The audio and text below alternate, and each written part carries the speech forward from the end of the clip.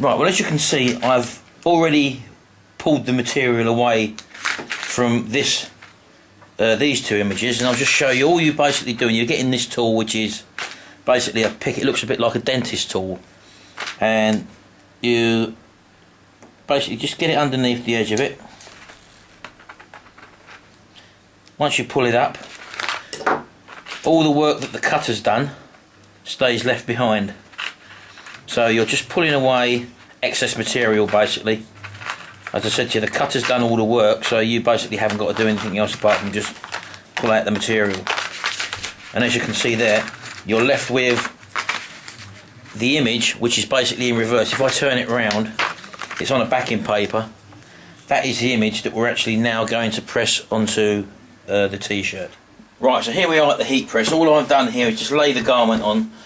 They do come a little bit wrinkled, or they're not quite laying flat, and they've also got moisture in them as well. So all I'm going to do here is just give it a quick 5-second blast and lift up, and that gives us a nice flat prepared surface for us to put our transfer on. Well, we find it easier to lay the actual garment down on a flat worktop, like a table for example, rather than doing it on the heat press. And we'll lay the transfer on just by eye and have a look. Now again, what you're looking for, we normally keep between the collar and the top of the item probably a hand print down. For this is an extra large t-shirt, so it's normally a hand print down, and that's normally the top of the image.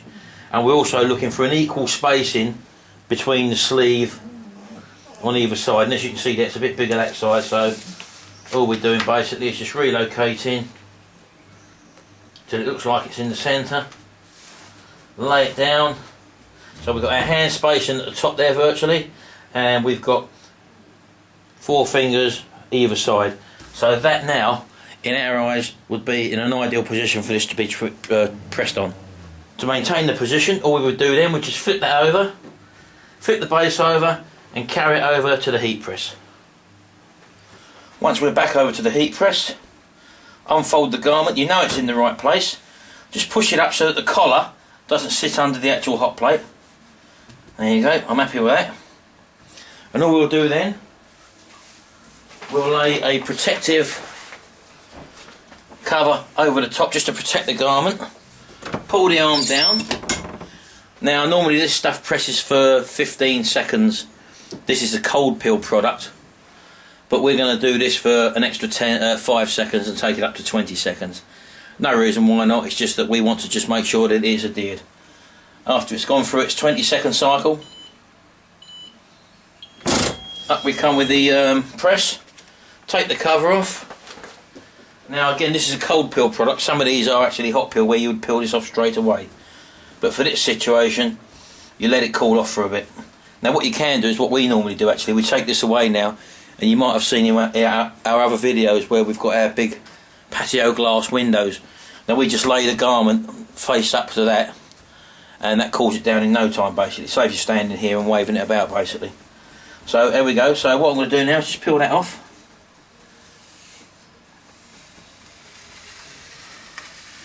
There we go.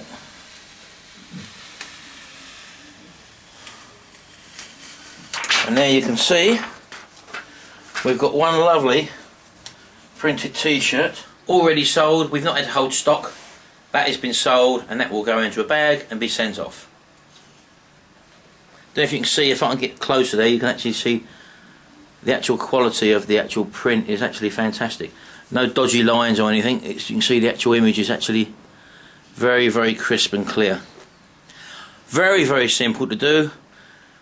The vinyl you buy, you don't have to have any special printing inks for this sort of image because it's only one colour, you see.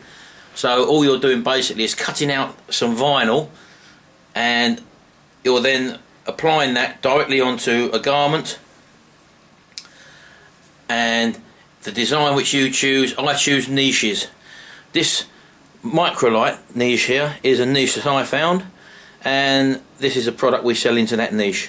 Microlighting has an army of followers, and we could also do baseball caps, we could do mouse mats, we could do all sorts of things, all available to the microlight niche. So once you've learnt the skills of niche hunting, it's not all about trying to sell them information products. You can create physical products like this and sell into niches.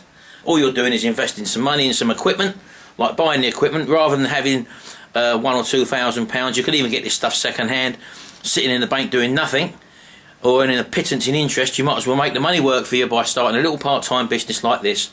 And bearing in mind, you can waste a lot of money if you don't know what you're going into, so that is why it's probably advisable to follow someone who you know is doing it successfully. And that's what we're doing at the moment, and we're actually producing a course. So if you want to come along and learn exactly how to do this, by all means visit our website, look in my products menu, and you'll see some information there on local one-to-one workshops. That's not you sitting in a group of people with a load of people. You're here at my house for a day, learning exactly how this business is created, exactly what stuff to buy, exactly how to do it. You'll be given stuff to work on and to do yourself, and you'll also get an intensive course on how to find these little niches and how to exploit them. You may have noticed in my last video I'd done about my hat press which I'd found, or baseball cap press that I'd found in the loft and I didn't have anywhere for it.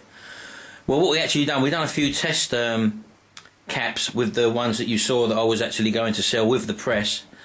And we visited our local little restaurant we go to in Woodhall Spa, Little Dorrits, and we actually said to them that we can do these as well. So they've ordered a batch of t-shirts of us for their staff, and we then got an inquiry that could we do some baseball caps as well for the cooking staff who actually work in the kitchens.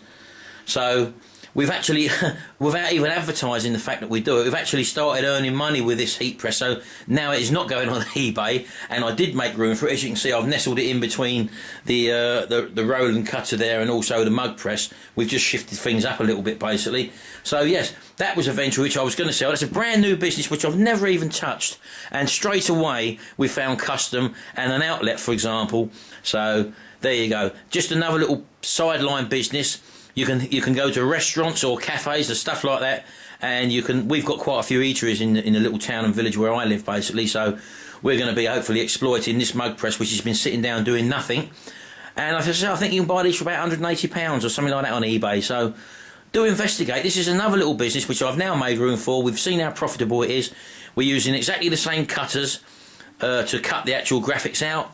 It's the same product which we're using to actually put the writing or the company's name on the actual hat itself, and we found a supplier which can supply them very, very cheaply. So again, if I can do it, you can do it. I've just bought the gear, and I've just applied the same techniques to our t-shirt printing business, to this new mug machine, and we're starting to generate an income already with that. There you go. Hope you enjoyed this little video, and see you again soon.